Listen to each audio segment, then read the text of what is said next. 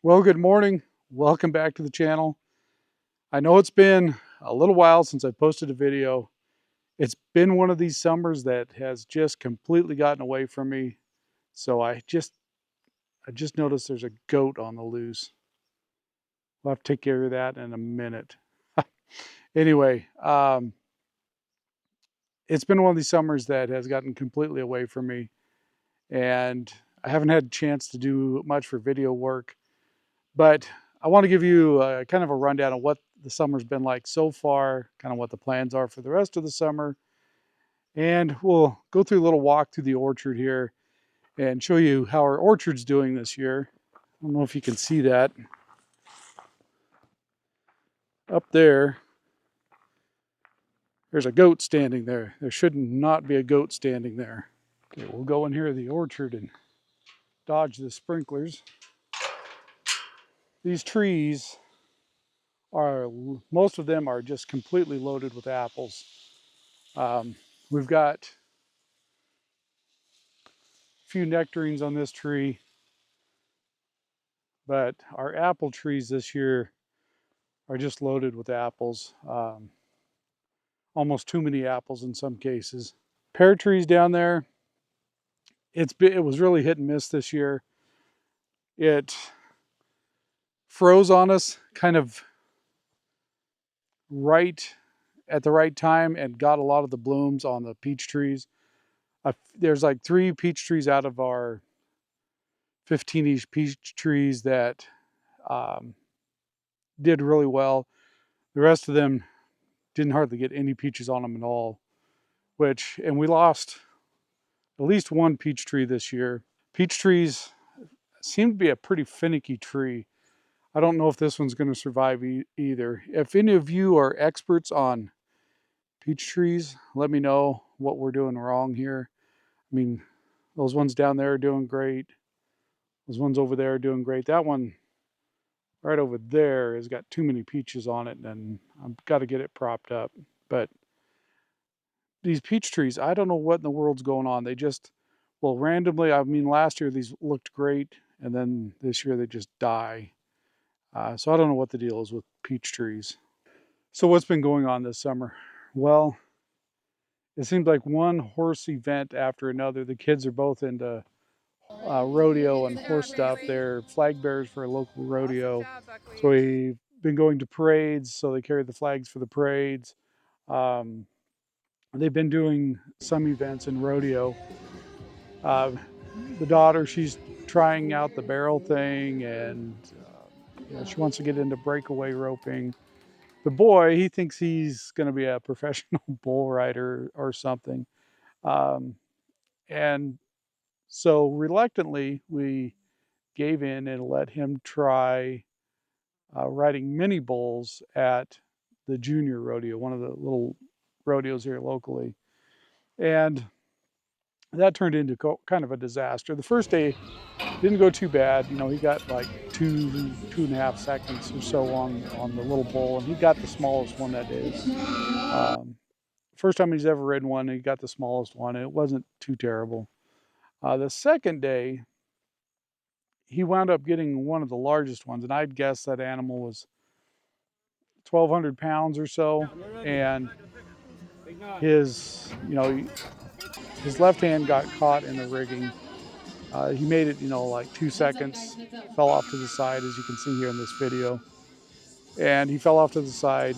It drug him around a while, what seemed like an eternity watching it, until the bull stepped on his leg, which, planted him and yanked his hand free of the rigging. Well, at least he's loose of the bull. But in the process, um, after it stomped on his leg, then that same hoof come over the top of him, just as his head kind of bounced up off the ground and caught him right in the back of the helmet. He was wearing a chest protector and a helmet, thank goodness, and it it knocked him out. It it was a pretty scary deal. To his credit, he's a tough little guy. He they asked him after he came to, do you want us to carry you out, or do you want to walk out? And, you know, the little guy only had like two little tears come out of his eyes. And he says, I'm going to walk out of here. And he did. But from a parent's perspective, it was not a fun to watch at all. I was proud of him, extremely proud of him.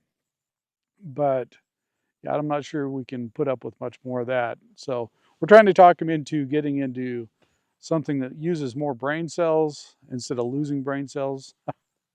If he wants to do some rodeo stuff, team roping, some roping events, that kind of thing.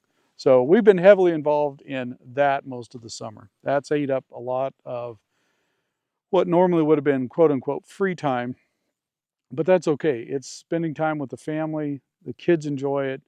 We're enjoying hauling them around. It's been a lot of fun. And I video a little bit here and there, but I don't want to turn this into the clan's rodeo channel. So I haven't really posted much of that. And we've been out to, I think, 2 or 3 mines this summer. That's all I've had a chance to do. Because the other thing that's happened is Oregon has experienced um, quite the fire season. In my adult life, I don't think I've seen a fire season quite like this one. Um, I think in 1989, I was still in high school. They had something similar. They had lots of fire starts, burn up a lot of land. But this year, in July, we experienced about 3 weeks of 95-ish up to 105-degree temperatures for 3 weeks straight. And what happens is, if when that happens that time of year, in many places the cattle haven't had a chance to really graze that ground down a lot. A lot of times our fire season's in August, mid-August type area. And by that time, the cattle have ate down a lot of that fuel, that flashy fuel, the grasses. This year, fire season came early because of that long heat wave we had. And normally we're used to like a couple days to a week of 100-degree weather, not 3-4 weeks of it. And so everything cured out, the grass cured all out really quick, and it was just ripe for something to happen. And it did. We've had several lightning storms roll through with not a lot of moisture with them. We've had some roll through with a fair amount of moisture, but then it immediately turns back to 100 degrees, dries everything right back out. Some of those lightning strikes that happened during the rainfall sit out there and smolder at the base of a tree and then take off. And then we've had other storms roll through with very little moisture. And so we've just been having a heck of a time. As you can see here from this screenshot from the Watch Duty app, we were just covered in fires. We've had some that, are now contained, but as soon as those get contained, something else starts. As you can tell, it's real smoky here today. You can just smell the smoke in the air. Just probably 20, 25 air miles to the east of us, there's a fire. I think it's called the Town Gulch Fire. Lightning caused, and the little storm went through there. Here's some shots some people took of that storm. And I stole these off of Facebook. I don't remember who I got these from, but I seen them. So if I'm still in your picture, sorry. I'll try and give you credit. Anyway, it rolled through there, started a bunch of little fires, but this particular one started down on a pretty steep slope of a canyon, lots of grass on the hillside. It looked like they were going to catch this one, but the winds, played havoc with them, and it jumped fire lines, jumped over, 2 or 3 deep dozer line and retardant line, and it just, took off. And as of this morning, it's over 10,000 acres and still rolling. So I've been helping with some of the communication stuff on fires, and I don't go out and fight fire much anymore unless it's right around my house. But I've been out helping do that stuff, eating up, even more time with work, dealing with that stuff. And so it's just been one of these summers that's got completely out of hand. I've got so much work here to do in the orchard. I've got fence that I still haven't got finished from this spring. And it's just been one of those years. And um, yeah, I don't know what else to say about it. I do want to go on a little rant about some of the fire stuff. Um, it was pretty disheartening. There was a fire down in the south of our little town of Baker called the Durkee Fire. And again, it was a lightning caused fire. Lots of fuel, lots of really dry fuel. And it took off. And I think I wound up on that fire as doing communication stuff for it. And I don't remember the exact total. I want to say it's 300,000 some acres by the time it was all said and done. And it would take runs of like 8 miles in a day. It'd gobble up 8 miles of ground. You're talking a fire that, I don't know, 380 or something square miles of ground it ate up. It was a lot of ground. And this thing's going in multiple directions. And the locals, they fired up all their ranching dozers and farming dozers, everything they had to get out there and try and help fight this thing. And the rural fire departments were out there doing what they could. Fortunately, no houses that I know of were lost during that fire. But some of the comments on social media, and I know you should just stay off of social media, but and there for several weeks I did, because it just aggravated me. It was so aggravating to read the comments from certain folks. A lot of folks were very appreciative of what the firefighters were doing. But there's a few who swear up and down that it was only the locals, like landowners, that did anything on that fire. They're the only ones that saved anything. So pretty disheartening to read some of that stuff. Realizing, I personally know a lot of firefighters and wildland firefighters, federal, state, otherwise. And there's nothing those guys love to do more than put out fire. That's what they live for. They take great pride in it. They put their lives on the line every day for not very good pay to do that job. They love that job.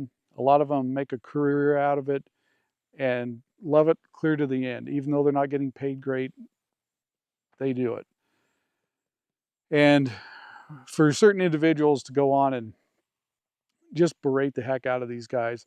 Now, mind you, the one that really got me, the fire is still 4 or 5 miles from these folks' place. And they're making a big deal out of not having air support on their place right at the time, and not having this and that at their place right then and there.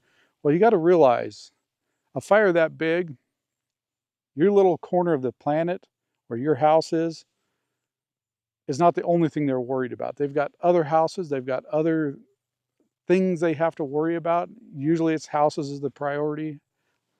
Um, People, houses, then land. So if they've got other priorities and it's much closer to somebody else's house, or they need to evacuate people, that's their priority right at that moment. You may not see the big picture from your end. To you, your place is your top priority, but to a fire management person, they're looking at a much bigger picture and where can we do the most good? Where can we save a house right now that fire may only be 100 yards from that house? So yeah, that house is going to get more resources than your house 4 or 5 miles away. My other rant, this one really irks me, is people raising this big fit that they're not there right now building dozer line around their house. They're asking for people, friends, volunteers, to come out and build dozer line around their house. If you live in a rural environment that's prone to fire, like where we live, you have to expect a couple things. One, your house is expendable. Carry insurance on it. I don't want anybody losing their life over my house. If the fire's coming and you got a 30, 50-foot wall of flames coming through tall sagebrush, Let the house burn.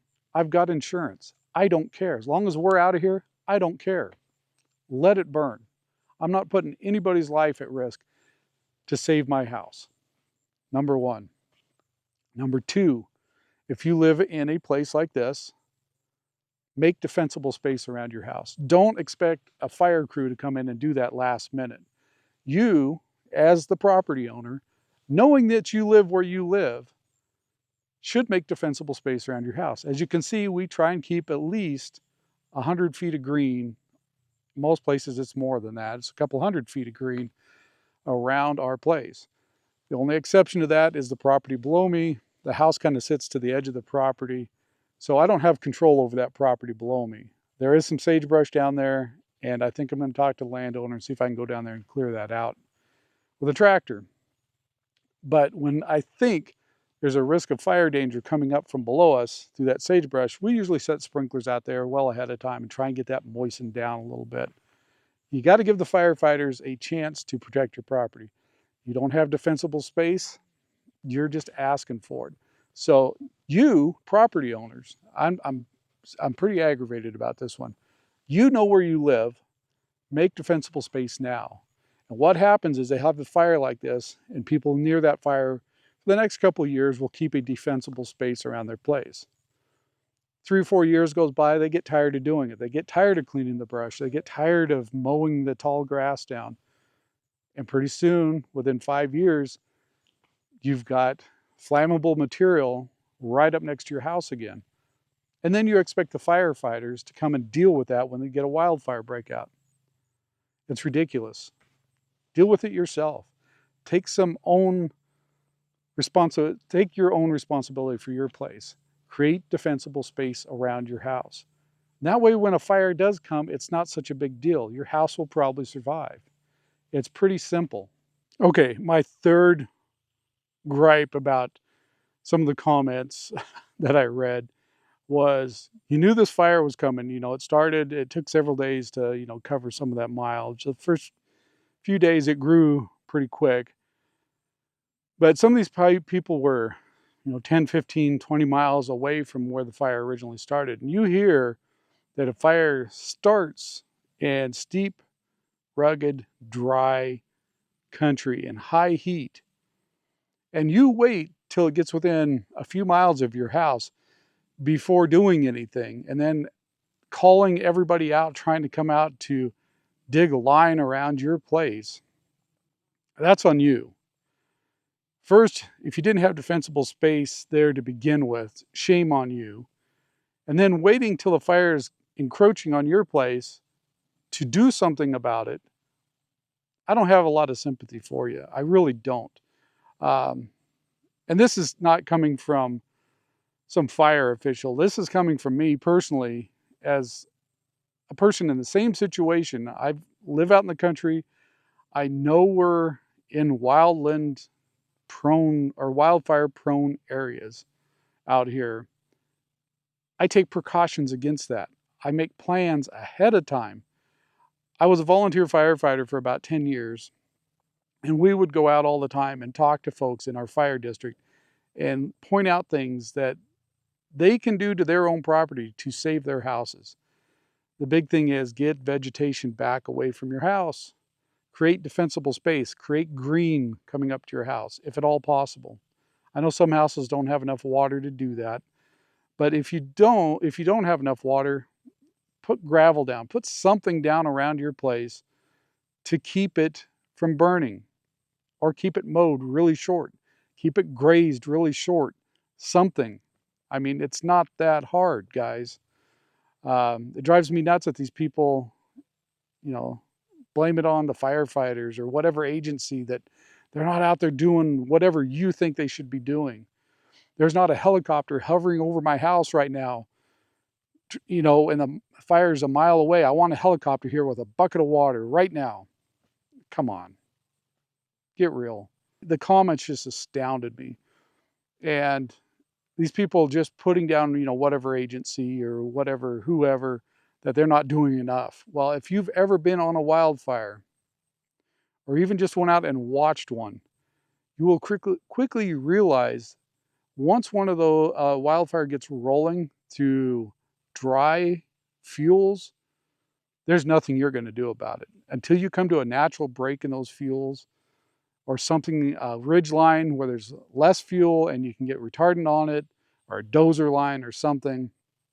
You're not going to stop those fires. You cannot carry enough water with you to put out a fire like that. You just can't. Most of these wildland engines, to be able to get out in the terrain they do, most of them hold 300 gallons of water. It's not going to last long. Some of them, may have about 500-700 gallons of water, the bigger ones.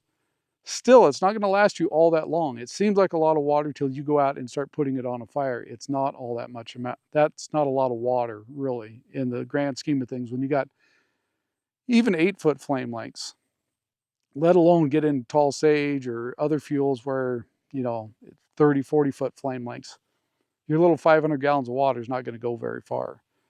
And so there's not enough engines on the planet to go out and fight a fire with a 10-foot wide or 10-mile wide fire front to it. It's just not going to happen. So I don't know. I don't even know what to say to folks that complain that, whoever's not doing enough. Those guys are out beating their butts, wearing themselves out for property they don't own. A lot of that went through private property. They don't own that property. They don't have any vested interest in any of that property. They're getting paid like $16 an hour, plus some overtime and maybe hazard pay or something. So let's say on a good day, they get up around $25 an hour with overtime. If they're on, not into overtime yet, then it's not that much. Would you go out and work all day for 25 bucks an hour, digging fire line, putting your life at risk for somebody else's property? Come on. Now, some of the locals did that. They got out there. They didn't even get paid. I commend them highly for what they did. That's great. You go out and protect you and your neighbor's property. I understand that. I was a volunteer for years. I understand doing that. I really do. But for these people to just sit around and all these guys are the only ones that did anything, I mean, come on. If it they the big thing is no houses were lost that I'm aware of. They may have lost some farm equipment or some sheds or something, but I don't think any houses were lost on that particular fire. No lives were lost on that fire. But those guys busted their butts trying to get that fire put out. They did the best they could with the resources they had.